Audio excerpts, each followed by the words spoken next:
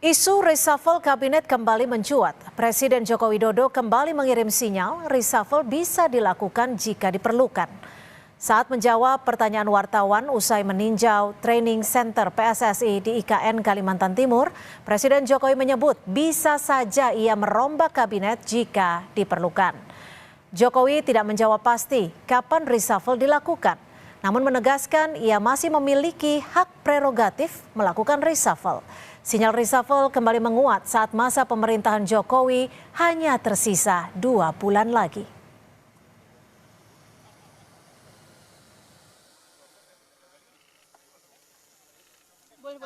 Ada? Ya kalau diperlukan. Jadi sudah ada keperluan. Kalau diperlukan. Saya kan udah ngomong dari dulu kalau diperlukan. Saya masih punya hak prerogatif itu. Saat ini diperlukan. Masih terkait isu reshuffle, Presiden Jokowi juga angkat bicara soal posisi Erlangga Hartarto sebagai Menko Perekonomian. Kata Jokowi, meski sudah mundur dari Ketua Umum Partai Golkar, Erlangga tetap menjabat sebagai Menko Perekonomian di Kabinet Indonesia Maju.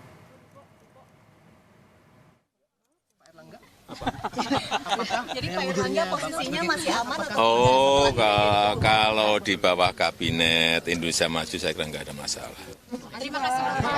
Baik-baik kok, baik-baik. Dari tadi malam sama Pak Jokowi sangat akrab dan senyum terus. Jadi harmonis. Menteri Perdagangan yang juga Ketua Umum PAN Zulkifli Hasan angkat bicara soal kemungkinan Presiden Jokowi merombak kabinet. Senada dengan Jokowi, Zulhas bilang reshuffle adalah hak prerogatif Presiden dan terserah Presiden kapan akan merombak menteri-menterinya. Ya, reshuffle itu hak penuhnya Pak Presiden, kan beliau punya hak prerogatif.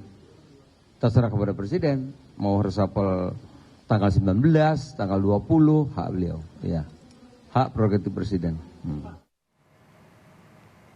Sekjen PD Perjuangan Hasto Kristianto merespon isu Presiden akan melakukan reshuffle kabinet dan salah satunya mengganti Menteri Hukum dan HAM yang juga kader PD Perjuangan, Yasona Lauli. Kata Hasto, reshuffle kabinet hak prerogatif Presiden. Lebih lanjut, Hasto bilang waktu mengantar Jokowi jadi Presiden, partainya juga tidak meminta agar kabinet diisi seluruhnya dengan kader PDI Perjuangan. Ya, sejak dulu dalam konsep tata pemerintahan yang baik, Presiden punya hak prerogatif. Ya, kita menghormati hak prerogatif dari Presiden itu. Sejak awal kita kan nggak pernah neko-neko. Ketika kami menghantarkan menjadi Presiden, apakah kemudian kami minta seluruh menteri? Kan juga tidak. Kami bisa bekerja sama dengan partai politik. Kami nggak pernah melakukan tekanan-tekanan, tidak pernah ada dendam ya terhadap masa lalu. Kami menatap masa depan. Jadi itu seharusnya juga dipakai bahwa berpolitik untuk menang itu juga hanya 5 tahun. Isu reshuffle kabinet mengemuka sejak beberapa pekan terakhir. Makin menguat sejak mundurnya Erlangga Hartarto dari posisi Ketua Umum Partai Golkar. Beredar rumor ada 4 menteri yang bakal terkena reshuffle. Keempat nama itu yaitu Menteri Hukum dan HAM Yasona Lauli, Menteri Lingkungan Hidup dan Kehutanan Siti Nurbaya Bakar, Menteri Energi dan Sumber Daya Mineral Arifin Tasrif, dan Menteri Investasi Bahlil Lahadalia. Dari 4 nama tersebut diisukan akan ada yang diganti dan ada yang digeser posisinya. Kepada Kompas TV, Deputi Bidang Protokol Pers dan Media Sekretariat Presiden Yusuf Permana menyatakan, kami belum mendengar tentang reshuffle kabinet. Bapak Presiden sudah sampaikan bahwa jika diperlukan, beliau memiliki hak prerogatif, tulis Yusuf Permana. Isu perombakan kabinet menguat kembali, padahal masa pemerintahan Presiden Jokowi tinggal tersisa 2 bulan lagi. Apa urgensinya? Apakah isu reshuffle muncul sebagai bagian dari upaya Jokowi pasak kuda-kuda untuk mengkonsolidasi kekuatannya usai nanti tak lagi menjabat sebagai presiden? Sudah ada politisi Partai Gerindra Immanuel Ebenezer, juru bicara PD Perjuangan Ciko Hakim, dan juga pengamat politik dari Lingkar Madani Indonesia, Bang Ray Rangkuti yang sudah bergabung di studio. Terima kasih Bang Ray. Sama-sama. Selamat sore Mas Ciko, Bung Noel, terima kasih sudah bergabung bersama kami. Selamat sore, Sore Cynthia. Ya, selamat sore Mas Ciko. Ini sudah mencuat, isunya terus bergulir soal reshuffle kabinet. Kalau dari PDI Perjuangan sendiri, informasi terakhirnya seperti apa? Khususnya soal Yasona Lawli. Ya, justru kami lebih banyak mendengarnya dari media ya. Dari media beberapa kali memberikan pertanyaan pada kami, baik itu pada saya, atau pada Pak Hasto, atau pada teman-teman yang lain, senior-senior saya juga di PDI Perjuangan. Namun kami belum mendapatkan informasi yang resmi, misalnya dari lingkaran istana misalnya, atau dari orang-orang yang duduk di dalam kementerian dekat dengan Presiden. Jadi artinya bagi kami ini suatu hal yang juga tidak kami permasalahkan. Kami tentunya senada dengan semua apa yang disampaikan oleh beberapa tokoh lain tadi, bahwa memang hak untuk mencopot menteri, melantik menteri, menunjuk menteri, atau mengganti menteri itu adalah hak presiden. Dan itu juga tidak bisa dicampuri oleh partai politik, oleh siapapun juga. Dan presiden tentunya memiliki pertimbangan-pertimbangan khusus apabila ini dilakukan. Namun tentu dalam waktu yang begitu singkat di akhir masa jabatan, kami harapannya bagi partai politik khususnya PDI Perjuangan, apabila tapi gini Mas Ciko, maaf saya potong. Jika menurut Anda tidak masalah, tapi menurut Anda urgensinya ada tidak? Ya, ini yang saya mau lanjutkan adalah itu, bahwa bagi kami dalam waktu yang begitu singkat, 2-3 bulan ke depan, harapan kami bergantian menteri ini adalah untuk meningkatkan kinerja atau meningkatkan sumbangsih atau kerja-kerja yang terkait dengan kesejahteraan rakyat.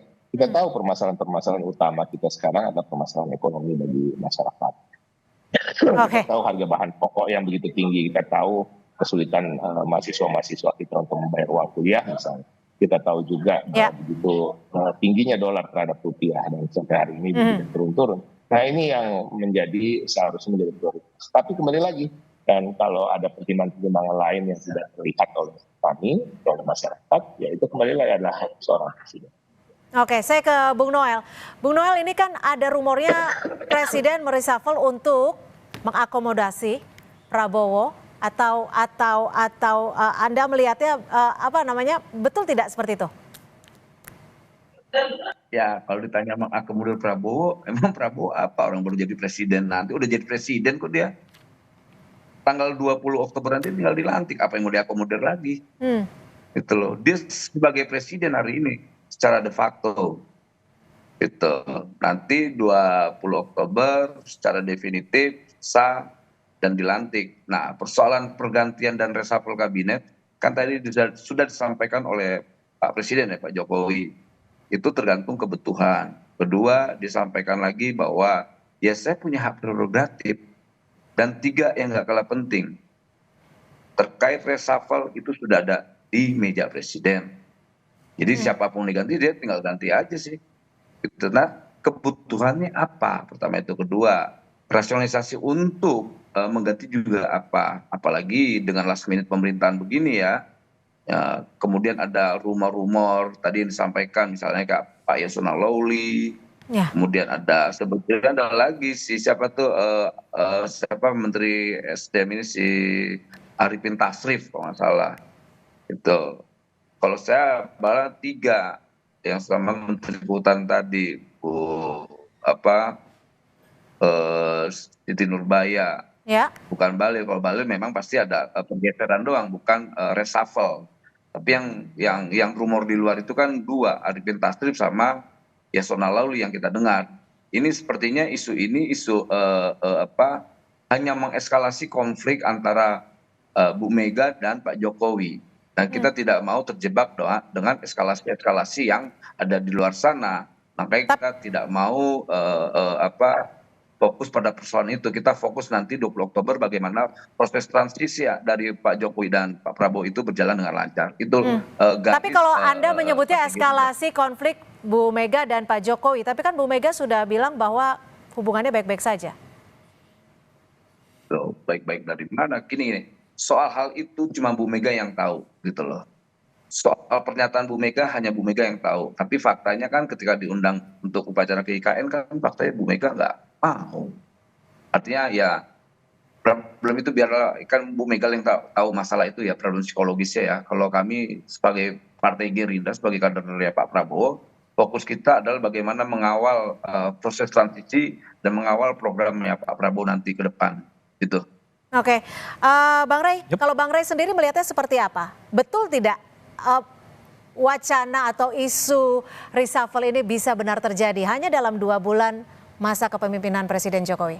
Kalau ada target yang memang harus dikejar oleh Pak Jokowi dan dianggap menteri-menterinya nggak mampu melaksanakannya, reshuffle itu mungkin untuk memenuhi atau mencapai tujuan itu. Nah, dari 4 nama tadi yang disebutkan, bacaan saya sih mungkin ada 2 tuh, yang kemungkinan Pak Jokowi sedikit agak meminta supaya ada percepatan. Gitu. Satu kan Pak Yasona karena dianggap kok bisa meloloskan kepengurusan PDI Perjuangan kan yang terbaru. Jadi itu mungkin semacam kekeliruan melampaui melampaui apa yang semestinya dikonsultasikan dengan presiden. Jadi ini semacam sanksi lah. Ya kan? Jadi mungkin Yasona akhirnya dikeluarkan gitu. Lalu Ibu Siti Nurbaya menurut saya kaitannya dengan percepatan pembangunan IKN. Karena informasi yang sampai ke kita kan ada persoalan-persoalan yang menjadikan kinerja percepatan pembangunan IKN itu karena terkait dengan kewenangan Ibu Siti Nurbaya. Betul, ya. Artinya apa gitu? Artinya kan kalau kita lihat dari 2 kasus ini, kalaupun ada misalnya reshuffle itu betul, itu satunya adalah akibat sanksi, satunya adalah akibat karena dianggap untuk melakukan percepatan proses pembangunan IKN. Dan oleh karena itu mungkin saja terjadi karena kan concern yang paling utama dilakukan oleh Pak Jokowi saat ini kan bagaimana secepat mungkin melakukan pembangunan di IKN itu kan. Nah kalau urusan administrasi, ya, urusan izin perizinan gitu jadi terhalang gitu. Nah ini yang mungkin mau dievaluasi oleh Pak Jokowi. Jadi menurut Anda kalau misalkan memang betul reshuffle itu ada, artinya untuk mengakomodir kebutuhan dari Presiden Jokowi? Satu kebutuhan, satu ada soal sanksi yang saya sebut tadi. Karena mungkin yang dianggap Yasona tidak disiplin gitu ya atau apa gitu. Tapi itu juga bagian dari mungkin ya kan hubungan Ibu Mega dan umumnya PDI dengan Pak Jokowi ini kan kelihatan belum selesai gitu. Nah oleh karena itulah kalau misalnya akhirnya Pak Yasona tetap dipilih untuk dikeluarkan, bagi saya sih yang untung PDI Perjuangan sebetulnya gitu. Oke, coba kita tanyakan Mas Ciko, jika memang ada reshuffle dan terkena Menteri Yasona, bagaimana nanti sikap PDI Perjuangan? Apakah akan menarik seluruh menterinya dari kabinet?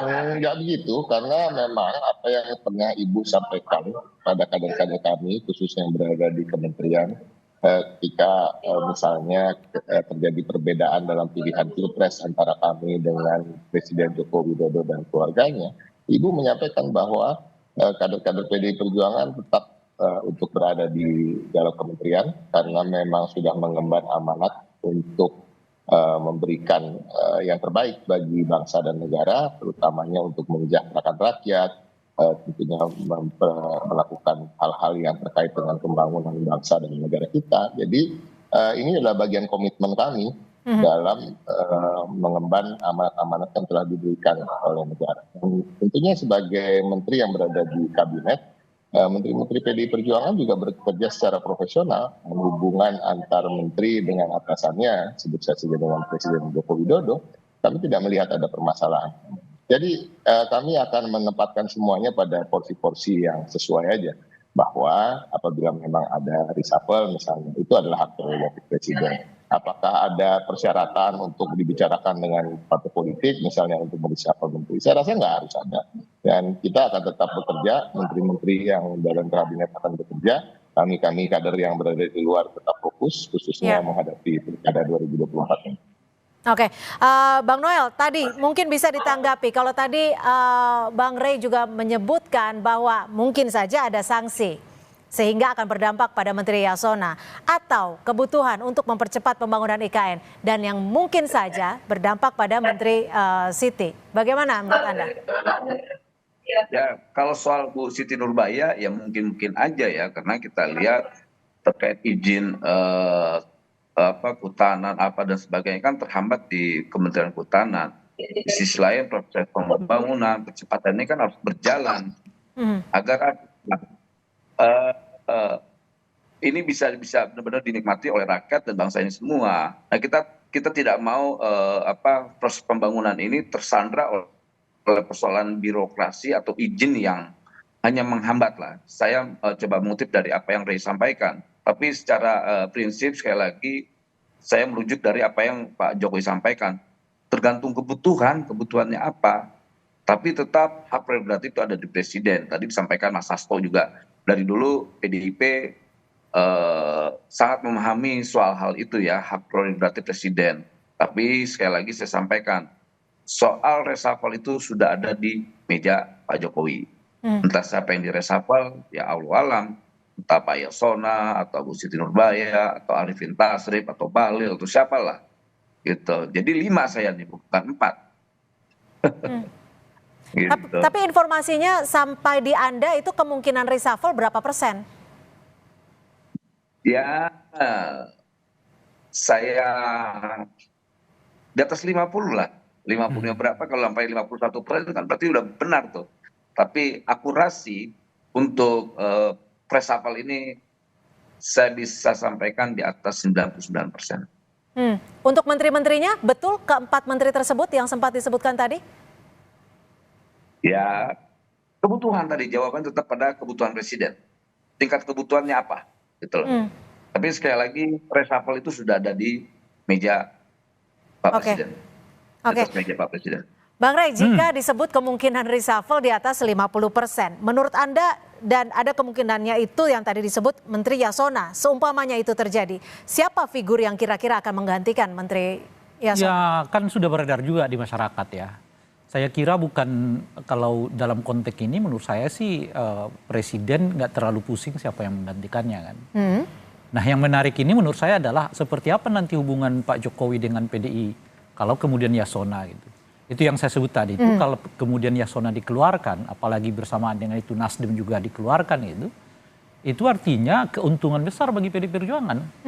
Kenapa saya katakan begitu tuh? Pertama, kan sejak dari awal kita dengar tuh, sejak ada semacam perbedaan sikap antara Pak Jokowi dengan Ibu Mega lah ya, dan PDI lah secara umum, ada keinginan yang kuat untuk menarik menteri-menteri. Cuma kan saat itu dianggap nanti terlalu apa yang dianggap kita ngambek atau apa gitu. Akhirnya dibiarkanlah menteri-menteri ini kan. Tapi keinginan kuatnya itu menariknya gitu. Itu pertama. Nah ini ada pintunya. Ini kan seperti Pak Jokowi yang berbeda sikap dengan PDI, kan orang menunggu nih PDI mau berhentikan apa enggak gitu. Sebab kalau ya diberhentikan yang untung itu Pak Jokowi gitu loh. Sementara imbasnya nanti ke PDI Perjuangan sama dengan Gibran. Nah mungkin situasi itu yang sedang ditunggu oleh PDI. Jadi kalau akhirnya Pak Jokowi yang mengeluarkan anggota kabinet dari PDI Perjuangan gitu, imbasnya nanti ke Pak Jokowi. Oh ternyata Pak Jokowi yang masih menyimpan gitu loh Pak. PDI-nya sih legowo gitu. Bahkan boleh jadi setelah Pak Yasona ditarik, PDI bisa narik semuanya. Kita karena lihat itu justru nanti. pintu baginya. Kalau ditarik semuanya bisa linglung. Karena ada 3 tuh setidaknya yang lain dari Menteri PDI Perjuangan. Bisa linglung Pak Jokowi. Nah, oleh karena itu saya katakan yang untung adalah Pak PDI. Sebab kemudian kalau Yasona ditarik, 3 yang lain ditarik, Pak Jokowi harus buat reshuffle berikutnya. Itu artinya 1 bulan menjelang pelaksanaan. Akan sulit ya? Artinya soliditas partai, soliditas kepemerintahan nggak akan terjaga dalam situasi yang seperti itu. Baik, kita nantikan seperti apa. Tapi kalau dari Presiden dibilang tanggal 14, 15 tidak mungkin ada reshuffle. Tapi nanti kita lihat akan seperti apa. Terima kasih Bang Rey dan terima kasih juga Mas Ciko Hakim. Dan terima kasih Bung Noel sudah bergabung bersama kami di Kompas Petang. Selamat sore.